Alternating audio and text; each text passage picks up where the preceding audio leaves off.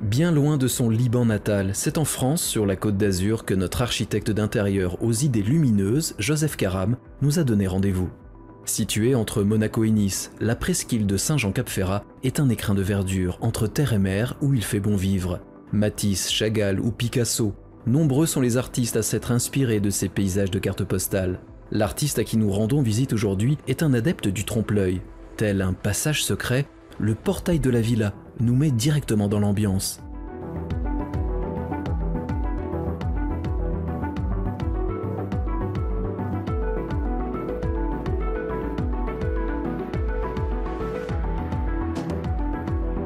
Face à la maison, les murs de l'entrée majestueuse nous donnent l'impression d'avoir été comme poussés.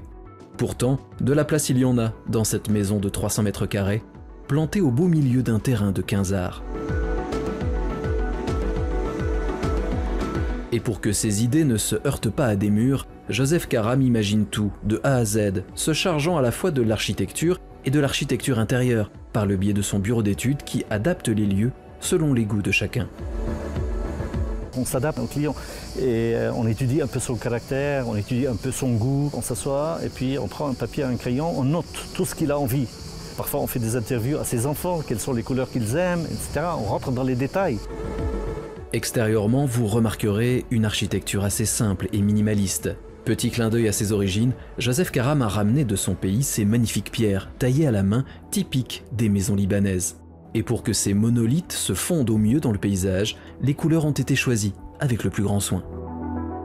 Je me suis dit, je fais du moderne, mais j'utilise les couleurs de l'environnement du pays. Donc j'en ai choisi 3, 4.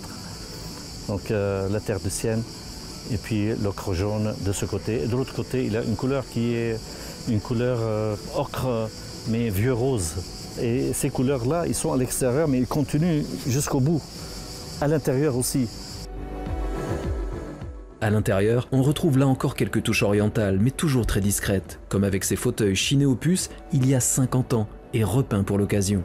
La cuisine est habillée de cuivre, rappelant ainsi les marmites d'antan. La pierre, le bois ou encore le verre pour ce jeu de transparence si cher à l'architecte sont également utilisés aussi bien dans le salon que dans les chambres.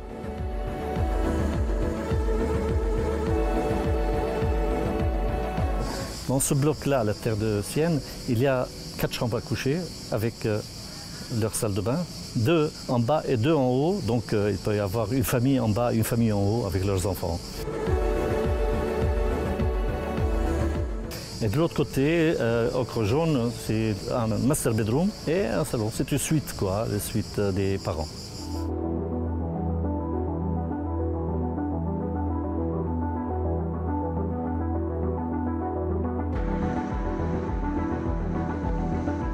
Il y a une charpente au-dessus du lit qui est assez sympathique, qui donne de la hauteur. Et puis, si au cas où madame veut regarder la télévision, monsieur est en train de travailler au salon, par exemple, ou le contraire, pour ne pas ajouter des portes aussi, c'est le battant de placard qui s'ouvre à 180 degrés et qui fait une isolation phonique entre les deux pièces.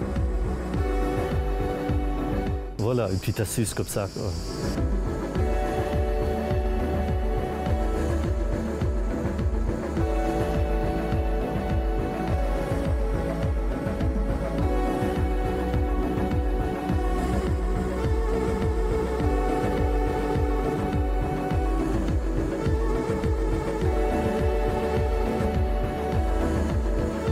Une maison moderne, pratique et facile à vivre, à l'ambiance campagnarde tout en étant à 2 pas de la mer, voici le type de paradis sur terre auquel Joseph Karam vous donne accès.